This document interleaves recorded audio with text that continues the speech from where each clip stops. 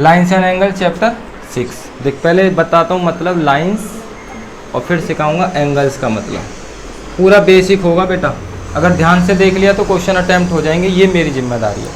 सबसे पहले जब बिल्कुल बेसिक से शुरू करेंगे ना लाइन्स का, तो सबसे जो बेसिक है वो ये होता है कि अगर ऐसे हम लाइन ड्रॉ कर रहे हैं इस तरीके से, और लाइन का एक जो इम्पोर्टेंट पार्ट है वो ये एरो है। फ़र्क क्या रहता है, जैसे हमने सबसे पहले एक डॉट लगाया, एक डॉट, एक पेंसिल को शार्प करके कहीं पे भी डॉट लगा दिया, उसको बोलते हैं हम लोग पॉइंट। क्या बोलते हैं? इसको हम ए नाम दे सकते हैं, बी नाम दे सकते हैं, कुछ भी, ठीक है। फिर मैंने क्या किया, ऐसे बहुत सारे पॉइंट ऐसे लगा दिए लेकिन एकदम सीधे में, ठीक है। तो अब जब मैंने यहाँ से ऐसे जोड़ दिया तो यहाँ पर जो मेरा पॉइंट था ये वाला, तो इसको मैंने डॉट करके सिर्फ इधर एक्सटेंड कर रहा हूँ। इसका मतलब ये है कि ये लाइन अब केवल RHS साइड में एक्सटेंड होगी, मतलब RHS की तरफ ही जाएगी, पीछे अभी एक्सटेंड नहीं होगी। तो इसलिए इसको लाइन ना बोल के हम इसे रे बोलते हैं। क्या बोलते हैं? अब ये हमें देखना पड़ेगा रे निकलती कैसे हैं। जैसे सन से रेज आती हैं, सन हो गया एक सेंटर और उससे फिर सारी रेज निकलती हैं, तो सन में अंदर तो नहीं घुसेंगी ना, बाहर की तरफ ही। ऐसी टॉर्च को जैसे ही ऑन करते हैं तो उसकी क्या जाती है आगे, रेज। तो एक तरफ एंड हो गया इसका, तो इसको बोलते हैं वन एंड पॉइंट। इसका कितना एंड पॉइंट हुआ? One and point. And point का मतलब है कि अब ये इस साइड नहीं बढ़ेगी, ये केवल और केवल RHS साइड ही बढ़ेगी। बिल्कुल बेसिक है। दूसरा, जब मैं यहाँ से इस तरफ भी एक्सटेंड करूँ और इस तरफ भी एक्सटेंड करूँ, इसका कहने का मतलब ये हुआ कि ये इधर भी जा सकता है LHS में भी और RHS, मतलब ये दोनों तरफ ही एक्सटेंड हो सकती है। तो इसको मैं बोलूँगा लाइन। क्या बोलूँगा? इसके नो एंड पॉइंट। नो मतलब एक भी नहीं, नो मतलब नो एंड पॉइंट, कोई भी एंड पॉइंट इसका नहीं होगा, ये दोनों तरफ ही एक्सटेंड हो सकती है। अब जब मैं इस लाइन को ऐसे ड्रॉ करता हूँ तो इसको बोलूँगा मैं हॉरिजॉन्टल लाइन। हॉरिजॉन्टल। अगर इसी लाइन को मैं इस तरह ड्रॉ करता हूँ तब मैं बोलूँगा इसे वर्टिकल लाइन। अब जब दो लाइन है, जब मैं ऐसे एक ड्रॉ करता हूँ और एक ऐसे ड्रॉ करता हूँ, ठीक है, तो ये दोनों लाइनें एक पॉइंट पर काटेंगी, उसको कहूँगा मैं इंटरसेक्टिंग पॉइंट। इंटरसेक्टिंग मतलब काटना। कौन सा पॉइंट कहूँगा? इनका नाम हो जाएगा इंटरसेक्टिंग लाइन। Intersecting lines. अब दूसरा काम क्या है, जब मैं एक लाइन यहाँ पे ड्रॉ करूँगा इस तरह और एक और इसके साथ साथ, ये जो मेरा गैप है ये हमेशा इक्वल रहेगा, तो मैं इन्हें कितना भी एक्सटेंड करूँ, इधर कितना भी एक्सटेंड करूँ, ये कभी भी एक दूसरे को इंटरसेक्ट नहीं। कहने का मतलब हुआ ये कभी एक दूसरे से नहीं मिलेंगी। इनको कहेंगे हम लोग पैरेलल लाइंस। क्या कहेंगे? Parallel lines. अब जब एक लाइन मैंने ऐसे ड्रॉ कर दी और एक और लाइन इसी के ऊपर से ड्रॉ कर दी, इसी के ऊपर एक, फिर उसी के जस्ट ऊपर एक और, उनको बोलते हैं कोइंसिडेंस लाइन। क्या बोलते हैं? Coincidence lines. तो सारी लाइन क्लियर हो रही है। अब एक और देखो यहाँ पर, जब मैं एक वर्टिकल लाइन बनाऊंगा और एक परपेंडिकुलर बनाऊंगा, तो ये जब 90 डिग्री पर बाइसेक्ट करेंगी, इंटरसेक्ट, माफ करना, कितने पर? 90 डिग्री पर जब ये इंटरसेक्ट करेंगे, मतलब 90 डिग्री पर ये एक दूसरे को काटेंगी, तब हम इनको कहेंगे इंटरसेक्टिंग लाइन ही है लेकिन परपेंडिकुलर।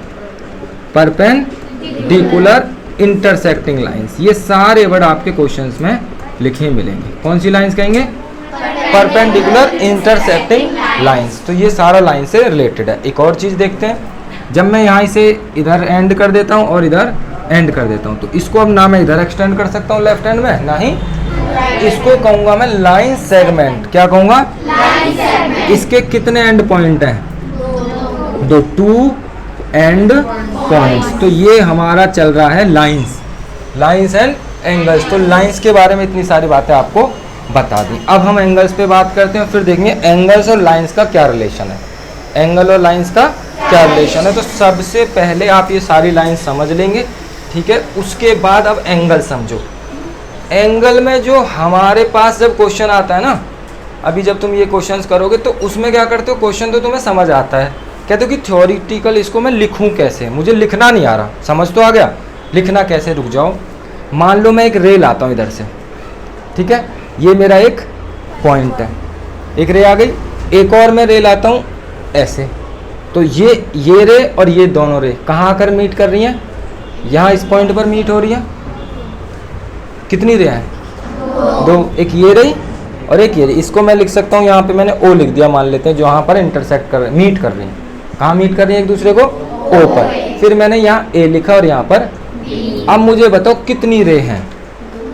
2 रे हैं। नाम कैसे लिखेंगे रे का? ऐसे लिखते हैं, ओ ए और फिर ये, यानी ओ की तरफ से ए की तरफ जा रही है, तो इधर तो एंड पॉइंट हो गया ना, तो ओ से ए की तरफ। इसका कैसे लिखेंगे? O B. इस तरह से लिखा जाएगा। अब ये दोनों जो रे हैं, इनके बीच में ध्यान से देखोगे तो कुछ ये एरिया, ये कुछ जगह आ रही है, ये जो जगह आ रही है, तो अगर जब मैं एंगल पूछूंगा तो ध्यान से रखेंगे, 2 रे ढूंढ लेंगे। बहुत सारी रे एक साथ बनी रहती है, उनमें से कितनी रे ढूंढेंगे? 2। उस रे को यहाँ से और यहाँ तक टच कर दोगे, ये हो गया हमारा एंगल। ये, लेकिन ये इंटीरियर एंगल हुआ, अंदर वाला हुआ यहाँ से लेकर यहाँ तक। एक्सटीरियर होगा इसके बाहर। अब जब मैं इसका पूछूंगा ना कि बच्चे इसका नाम बताओ इस एंगल का, जैसे रे का नाम क्या बताया? ओ ए, फिर ओ बी, 2 रे हो गई। और जहां पर ये एक दूसरे को मीट कर रही है, ओ पर मीट हो रही है, इसको बोलते हैं हम लोग वर्टेक्स। और वर्टेक्स क्या होगा? ओ। वर्टेक्स क्या होगा? ओ। ये बेसिक चीजें हैं, बिल्कुल बेसिक से। आपने नहीं सीखा ना अभी तक, कोई बात नहीं, अब तो सीख रहे हैं ना हम लोग, तो एकदम शुरुआत से थोड़ी सी मेहनत लगेगी एक्स्ट्रा, क्योंकि पहले का नहीं आता है, तो पहले उसे खत्म करेंगे और फिर अपना 9th का पढ़ना शुरू करेंगे। वर्टेक्स क्या है हमारी? ओ। अब वर्टेक्स ढूंढ लोगे। वर्टेक्स क्या होती है? जहां पर आकर 2 रेज मीट करती हैं, ढूंढ लोगे। अब अगर मैं आपसे थोड़ा पूछूं, यहाँ रब कर दूंगा, ये मैंने एक ट्रायंगल बनाया, ठीक है, यहाँ पे मैंने लिखा ए, यहाँ लिखा बी और यहाँ लिखा कितनी वर्टेक्स है? 3। नाम बता सकते हो? ए सी। ये यहाँ आकर मीट कर रही हैं, फिर ये यहाँ आकर मीट कर रही हैं, और फिर ये यहाँ आकर मीट कर रही हैं, तो हमारी वर्टेक्स हो गई 3। ठीक है, अब आगे चलते हैं। अब जब वर्टेक्स लिख दिया हमने, समझ आ गया, रे लिख दी, अब हम एंगल लिखेंगे। एंगल जो बनेगा वो हमेशा वहां बनेगा जहां पर ये मीट करेंगे। तो एंगल लिखने की बारी आ गई है, तो ऐसे लिखेंगे ए ओ बी। जो वर्टेक्स है वो बीच में रहनी चाहिए, क्वेश्चन मार्क, जो भी ये होगा। दूसरा तरीका बताओ कोई कि इसको क्या और लिख सकते हैं? बी ओ ए। आदर्श को भेज दियो भाई, बोल दियो बी ओ ए क्वेश्चन मार्क। कितने एंगल? एंगल तो ये एक ही है, पर कितने तरीके से लिखा जा सकता है? ओ हमेशा जो वर्टेक्स है वो बीच में रहेगा, तो ए ओ बी और बी ओ ए। तो जब भी हम अभी क्वेश्चंस करेंगे तो एंगल ही पता करना पड़ता है कि किस एंगल की बात हो रही है। जैसे एक एग्जाम्पल लेते हैं, एग्जाम्पल लिया हम लोगों ने पी क्यू आर और यहाँ पर एस।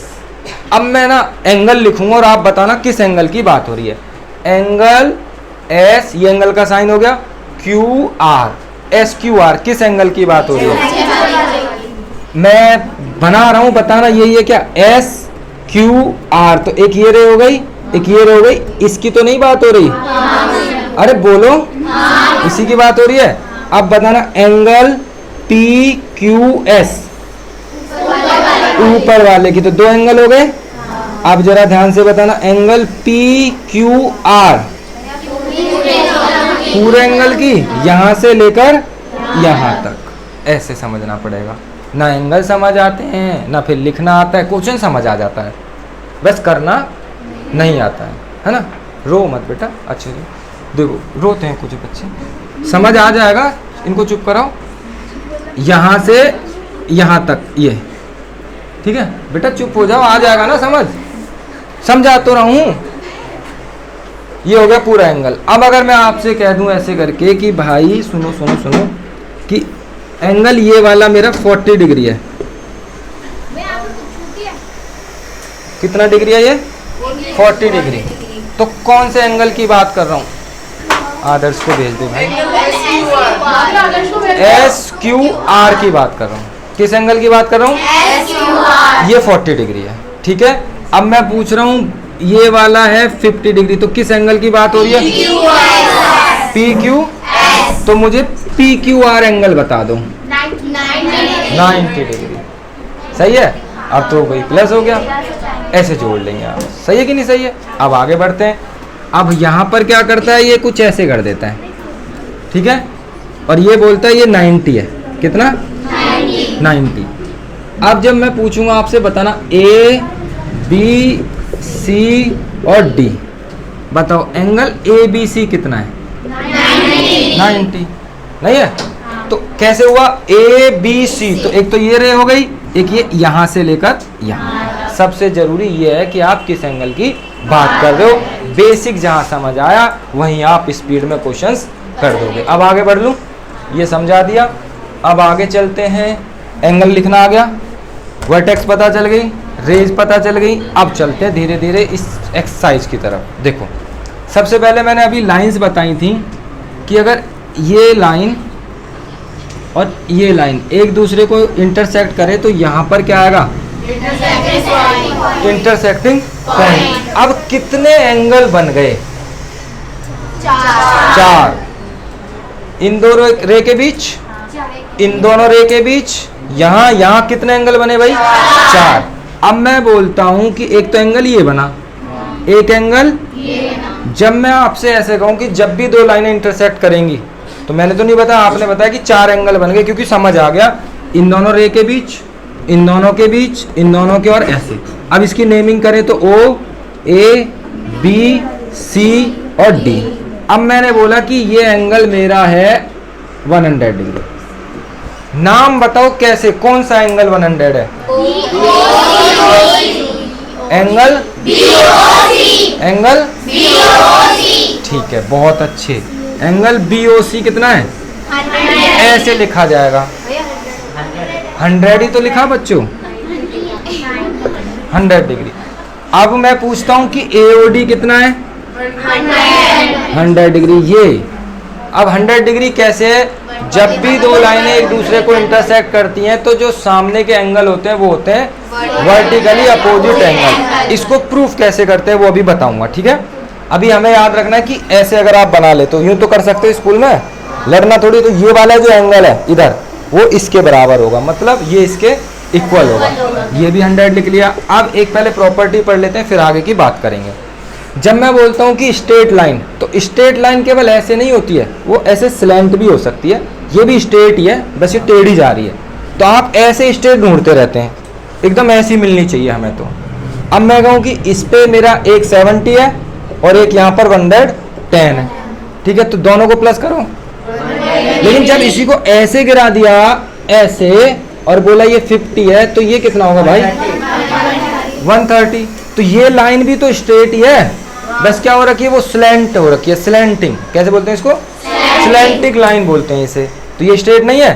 तो जब भी आपको स्ट्रेट लाइन दिखे, क्वेश्चन जब करोगे ना, ये आपको हर क्वेश्चन में मदद करेगा। जब भी स्ट्रेट लाइन दिखेगी तो स्ट्रेट लाइन के ऊपर जो एंगल होते हैं उन सब का सम मिला के 180 रहता है। कितना रहता है? 180। तो अब सॉल्व मत करना, मतलब करेंगे सॉल्व, पर अभी डायरेक्ट बताना। जैसे मैंने ये स्ट्रेट लाइन खींच ली और यहाँ मैंने लिया 60, बताओ 120। यही क्वेश्चन में जब घूम जाएगा, यही क्वेश्चन जब कई सारी लाइन बन जाएंगी तो तुम इसे ढूंढने में थोड़ी प्रॉब्लम होगी, वो मैं डिस्कस कर दूंगा क्वेश्चंस। अब मैं यहाँ पे ऐसे बोल दूं कि एक लाइन ऐसे आ रही है, ठीक है, एक लाइन ऐसे आ रही है, तो आप बता सकते हैं इसका और इसका सम कितना होगा? 180। इससे मतलब है, नीचे से क्या मतलब? 180 है। तो अगर ये 110 है तो ये कितना होगा? 70। तो लाइन की बात हो रही है अभी। तो जब भी आपको स्ट्रेट लाइन दिखेगी आप याद रखेंगे 180 सम होगा। लीनियर पेयर, क्या बोलेंगे? Linear pair. क्योंकि ये जो यूज करने पड़ेंगे ना आपको, देखो मैं बताता हूँ क्या क्या। एक तो ये vertically opposite angle, vertically opposite. Vertically opposite को आप सिंपल लिखना VOA। ये जब आप लिखेंगे कि आपने मान लो ये आपके एग्जाम में दे दिया और मैंने आपको सिखाया है कि ये 100 है, तो ये कितना होगा? लेकिन वो बोलेगा, आपने मान लो लिख दिया ABCD, मैंने कहा भाई AOD कितना होगा, तो आप लिख के आ गए 100, लेकिन रीजन नहीं बता के आए कि 100 क्यों होगा। तो AOD 100 तो होगा, लेकिन सर इसलिए होगा क्योंकि ये वर्टिकली अपोजिट एंगल है, यानी कि जब दो लाइनें एक दूसरे को इंटरसेक्ट करती हैं तो उसके अपोजिट एंगल इक्वल रहते हैं। तो ये लिखने के बाद सर आपको मार्क्स देंगे, वर्टिकली अपोजिट एंगल। फिर आपने लिखा ऐसे और ये आपने बताया कि ये 50 है, तो पूछा ये कितना है 130। नाम दिया ओ, ए, बी और सी, तो एंगल AOC कितना है 120। रीजन 130 होगा, तो रीजन तो दो, लीनियर पेयर, ये चाहिए रीजन। तो लीनियर पेयर में याद रखना है, वर्टिकली अपोजिट में याद रखना। तो सारे एंगल समझ लो, उसके बाद आपकी एक्सरसाइज हो जाएगी। ठीक है, अब कुछ वर्ड भी आते हैं इसमें, बोलता है परपेंडिकुलर बाइसेक्ट। क्या बोलता है? Perpendicular bisect. फिर बोलता है, जैसे मैं आपको एक चीज़ सिखाता हूँ, सिंपल बोलता है बाइसेक्ट। अगर ऐसे बोलता है, जैसे मान लेते हैं, बोलता है AOC। अब लाइन ध्यान से देखना, एंगल बता दोगे कौन सी की बात हो रही है? यहाँ से लेके पूरा यहाँ तक। अब क्या बोलता है, एक रे OD बाइसेक्ट। ये वर्ड पे ध्यान दिया, क्या लिखा है? बाइसेक्ट। रे OD बाइसेक्ट एंगल AOC, ये लिखा है। तो बीच में से तो लाइन जाएगी ऐसे, और ये क्या हो जाएगी OD, वही रे OD बाइसेक्ट एंगल AOC। मतलब अब यहाँ पर जो ये लाइन आई है इंटरसेक्ट करके, जितना एंगल इधर है उतना एंगल, इसका मतलब होता है बाइसेक्ट करना। बाइसेक्ट मतलब टू इक्वल पार्ट्स में डिवाइड करना। अब अगर एंगल AOC होता 80, तो एंगल DOC कितना होगा? AOC 80 है, तो DOC कितना होगा? 40। समझ आया कैसे? AOC, तो AOC तो देखो फिर से भूल गए आप कैसे लिखना सिखाया था। A और ये रही रे OA और OC, तो AOC मतलब ये पूरा, AOC मतलब तो पूरा कितना 80। मैं क्या पूछ रहा हूँ DOC, तो ये इतना, तो कितना होगा 40। ये सारे वर्ड्स लिखे रहते हैं, ये पढ़ते हो कुछ नहीं समझ आता, सीधा क्वेश्चन पूछने लगते हो। तो सबसे पहले इन वर्ड्स को ही पढ़ लो ना। ठीक है, आ गया समझ में?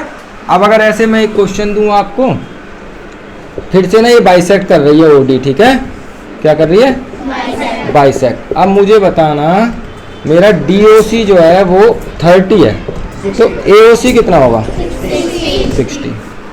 DOC है ना 30, तो DOC कहाँ से कहाँ तक होगा? DOC तो ये होगा, कितना है ये 30, तो AOC ये कितना होगा 60। बाइसेक्ट कर रही है, तो ये भी जितना है उतना ही ये होगा, तो 30 मिला के कितना हो गया 60। बाइसेक्ट का समझ आ गया?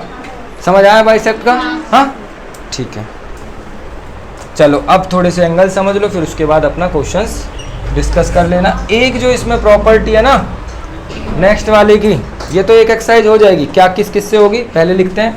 नंबर 1, जब हम लोग ऐसे एक रे बनाते हैं और यहाँ पर ऐसे दो रे बना लेते हैं, तो इनके जो बीच में बनता है, ये क्या बनता है? एंगल। क्या बनता है? AOC बन गया। तो एक तो एंगल ये बनता है ऐसे, यहाँ पर, यहाँ से लेके यहाँ। क्या ऐसे नहीं हो सकता? यहाँ से लेकर यहाँ हो सकता है। तो इसे कहेंगे इंटीरियर, अंदर, और इसे कहेंगे एक्सटीरियर। अब एक चीज़ सीख लेते हैं पहले, क्योंकि उसकी ज़रूरत पड़ेगी। अगर मैं इस रे को ऐसे यहाँ बना लूँ, बन गई? नहीं देख रहा ना कोई भी? देख रहे हो? अच्छे बेटा, नहीं देख रहे ना? सच में? क्या देख रहे हो यही बता दो। अच्छा, रे देख रहे हो, ये क्या है फिर यहाँ पर? रे। अच्छा, इसने कहा था गर्भ ने यहाँ दिखता ही नहीं है, और बार बार रे यहीं आ रही है, यहाँ बना लेते हैं। अब तो सही है, क्या है ये? रे। अब मैं इसके ऊपर एक और रे बना देता हूँ, बना दे, ठीक है। अब उस जो ऊपर वाली रे थी उसको मैं ऐसे ऐसे ऐसे ऐसे ऐसे ऐसे ऐसे घुमाता जाऊंगा, यूं घुमाऊंगा ऐसे ऐसे। तो मान लो मैं उसे यहाँ से यहाँ लेकर आया, ठीक है, वो ऊपर वाली रे नहीं है, उसको ऐसे कर दिया, तो इस रे और इस रे के बीच में क्या बनाइए? एंगल। अब हो सकता है मैं इसको ऐसे ऐसे ऐसे एकदम सीधी भी कर दूं, नहीं ऐसे करके, है कि नहीं? तो जब वो इसके एकदम स्ट्रेट हो जाएगी इसके साथ, तब वो हो जाएगी 90। कितने की हो जाएगी? 90। तो मेरी जो ओरिजिनल रे है, जो पहले जो है वो तो ये है, इसके ऊपर वाली यहाँ पहुंच गई। अब अगर ये वाली रे इस रे की तरफ जाती है, मतलब अगर ये इधर की तरफ झुकती है, तो 90 से छोटा होगा। कितना होगा? 90 से। और इस रे को मैं इस साइड झुकाता हूं तो 90 से बड़ा होगा। अब बच्चे क्या करते हैं, इसको 110 लिख देते हैं, 110 नाप के। बहुत बढ़िया। जब ये मैंने कहा ये तो स्ट्रेट रहेगी, इससे ये इस साइड जा रही है कि इस साइड जा रही है, तो 90 से छोटा होगा या ये बड़ा होगा, ये बताना है। छोटा होगा। कैसे पता चलता है, ये रही हमारी रे ओरिजिनल और ये रही हमारी परपेंडिकुलर, कितने पे 90। अब अगर मैं इसको इधर टर्न करता हूं तो 90 से बड़ा, और इस रे की तरफ, इसकी तरफ टर्न करता हूं तो 90 से छोटा। तो शुरुआत जो होगी वो जो शुरुआत होगी 0 डिग्री एंगल से, और 0 तो बनेगा नहीं। 0 तो ऐसे एक लाइन ये खींची, इसी के ऊपर 0, इसी के ऊपर बना दो, 0 तो हो गया। लेकिन जैसे ही मैं उसको इधर करना शुरू करूंगा तो यहाँ पे भी कोई एंगल बनेगा, ऐसे बनेगा। फिर मैं उसको थोड़ा और ले जाता हूँ यहाँ तक, अभी भी कोई एंगल बनेगा। फिर मैं उसे थोड़ा इतना ले जाता हूँ, अभी भी एंगल बनेगा। तो मेरा यहाँ 0 से लेकर अगर यहाँ सीधा 90 तक मैं कोई भी बनाता हूँ, उन दोनों के बीच में एक एंगल बनाता हूँ, 1 डिग्री का, 10 डिग्री, 45 डिग्री, 50 डिग्री, 60 डिग्री, 90 से छोटा बनाऊंगा और 0 से बड़ा, तो मेरा वो एंगल कहलाएगा एक्यूट एंगल। क्या कहलाएगा? एक्यूट एंगल वो होगा जो 0 से तो बड़ा होगा लेकिन 90 से तो मतलब बताना इससे इधर होगा या इसके इधर होगा।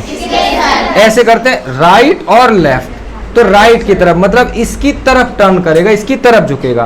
अगर इससे इधर कर दिया तो 90 से बड़ा। तो अब आप इतना बताना मुझे, अगर इधर इससे इस साइड में कोई भी एंगल आ जाए तो वो कितने का होगा? 90 से छोटा होगा, तो एक्यूट एंगल कहेंगे उसे। अब मैं आपसे बिना बनाए ना डिग्री नाप रहा हूँ, ना कुछ बना रहा हूँ, ना कुछ नहीं कर रहा हूँ।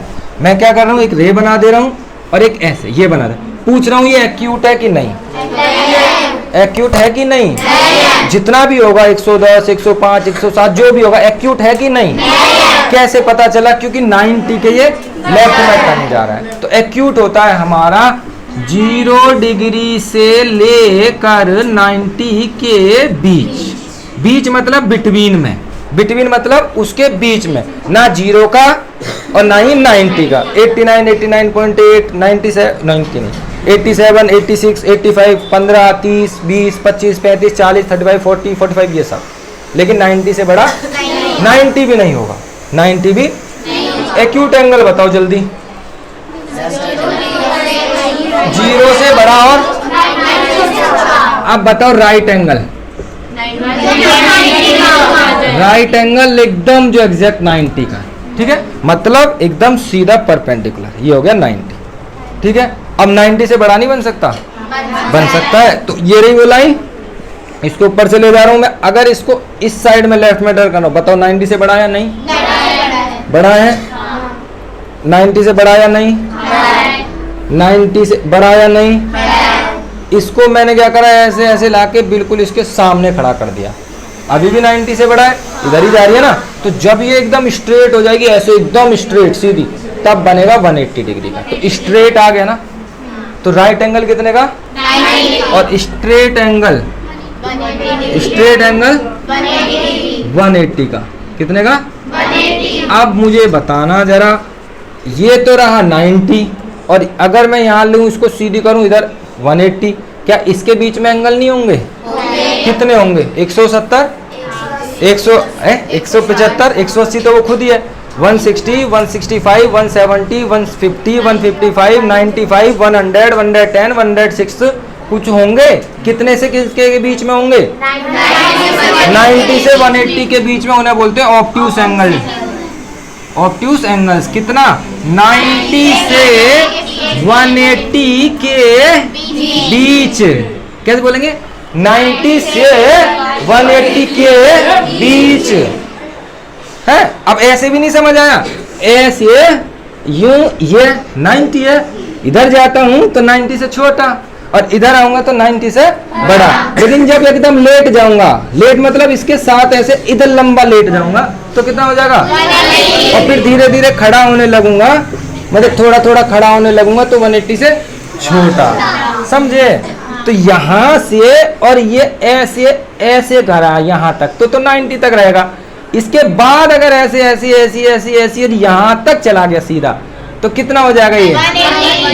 यहाँ से लेकर यहाँ तक 180, लेकिन इसके बीच में रहेगा तो 110, 100 कुछ उसे बोलेंगे ऑब्ट्यूज एंगल। अब पांचवा कैसे है, इतना सारा भर गया ना, दिख रहा है? अच्छा, क्यों नहीं दिखेगा, लाइट नहीं चल रही? देखो ये वही है, और इसके ऊपर जो लाइन है मैं उसको घुमा के ऐसे ऐसे ऐसे ऐसे सीधा करने की बजाय मैं उसको ऐसे ला रहा हूँ, घुमा के ध्यान से देखो, ऐसे ले आया यूं, तो मतलब ऐसे घूम के आई तो यहाँ पे 90 आई होगी, फिर घूम के आई जब सीधा लेट गया होगा इस दूसरी तरफ तो 180 हो गया होगा। अब क्या ये 180 से भी बड़ा हो गया? यही समझना है कौन सा 180 से बड़ा हुआ, ये वाला या ये वाला? ये वाला, क्योंकि अगर सीधी करोगे तो ये तो इसकी तरफ जा रहा है, तो 180 से भी बड़ा बन रहा है। तो अगर मैं ऐसे करके और इस साइड से घुमा रहा हूँ, ध्यान से देखना, इसे बोलते हैं क्लॉकवाइज और एंटी क्लॉकवाइज। अभी तो नहीं सिखाया ना, सीखेंगे। ऐसे यूं और मैं यहाँ तक ले आया घुमा के, ये एंगल यहाँ से यहाँ की बात कर रहा हूँ, 180 से बड़ा या छोटा? बड़ा। तो इससे तो मैं और भी घुमा सकता हूँ, चल चल चल चल चल चल चल चल चल ऐसे, मतलब यहाँ से पूरा यहाँ बाहर की बात हो रही है, तो कितना 180 से और बड़ा? अच्छा, तो रिफ्लेक्स एंगल, रिफ्लेक्स मतलब 180 से बड़ा। सब पहले ही पता, काहे पूछ रहे हो? और 360 से छोटा। ठीक है, अब जरा एक और देख लो, बस एक, बस हो गया। ये ऐसे ऐसे घुमा वापस इसी के ऊपर ला दिए, यूं आके यूं घूम गया। कितने का? पूरा नहीं घूम गए तो कितने का? कैसे? यहाँ से जाके वापस यहीं तो 360, तो ये हुआ हमारा कंप्लीट एंगल। समझ आया?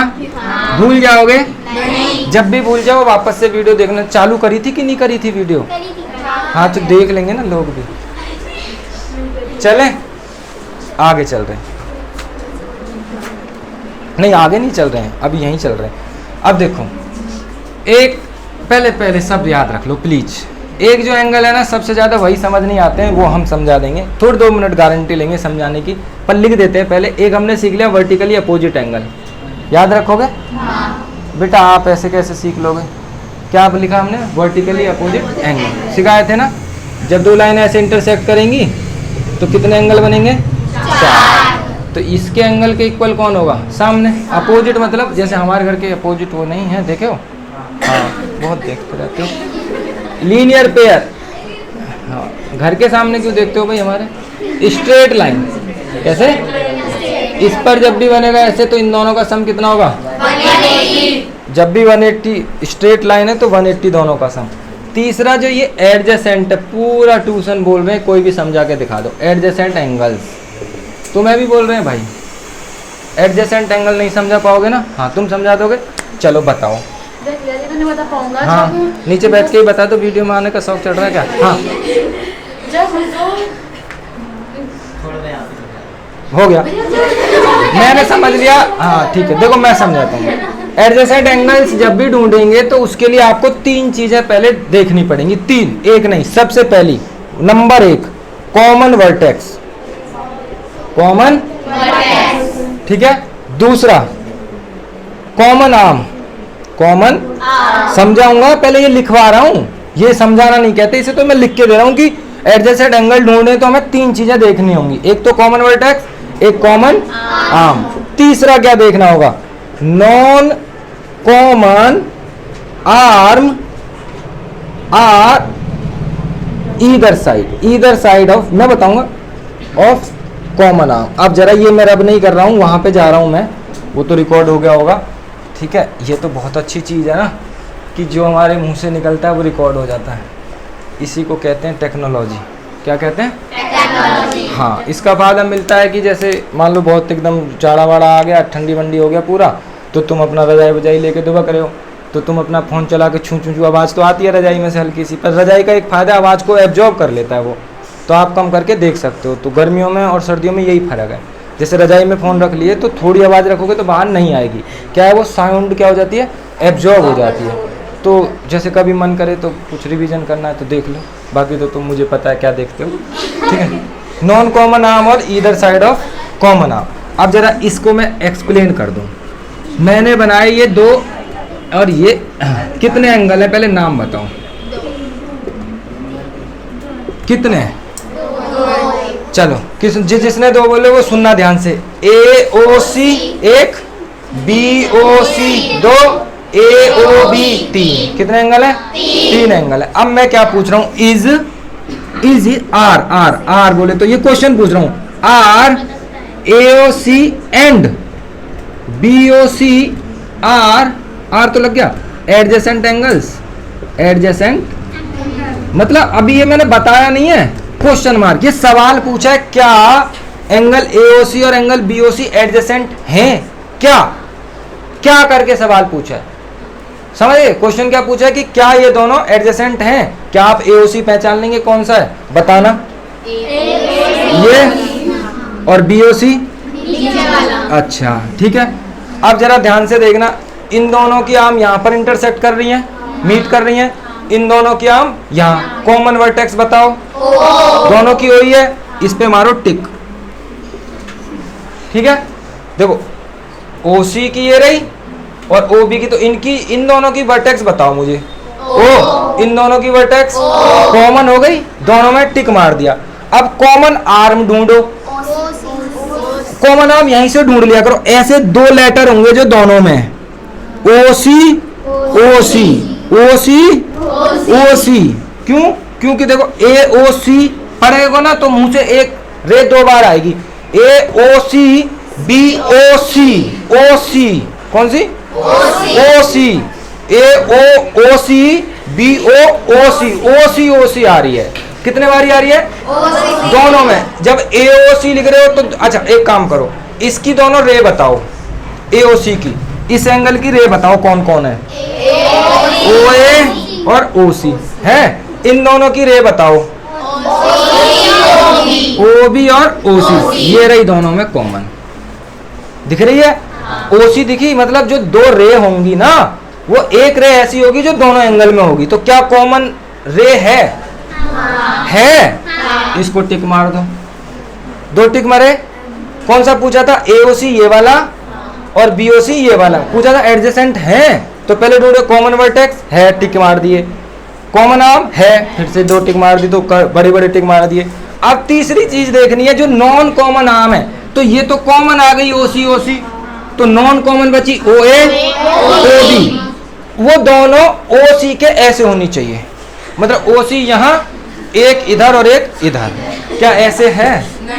नहीं है।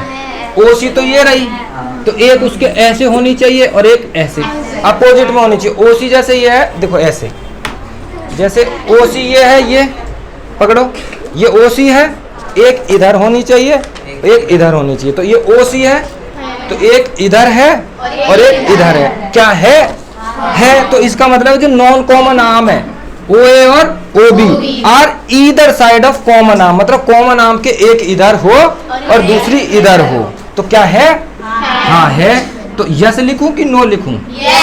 यस। इससे लिखेंगे yes angle AOC and yes BOC are adjacent angle.